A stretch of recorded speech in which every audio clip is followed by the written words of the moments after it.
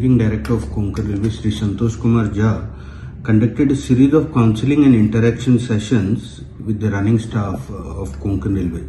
These sessions were conducted at Madgaon, then at Ratnagiri. And this running staff includes loco pilots, assistant loco pilots and train managers, basically engine drivers and guard of the train. And even the families of these running staff, they were included in these counseling sessions. These sessions acknowledged the exemplary work of Konkan Railway's running staff and underscored the essential support provided by their families in enabling them to uphold focused and safety-oriented duties. During the session, the running staff were sensitized and counseled on the critical issue of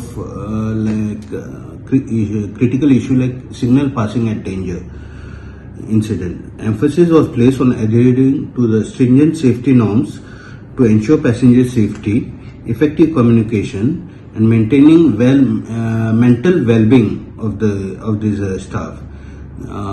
At these 2-3 locations where this counseling was conducted, almost around 500 employees have attended this counseling session.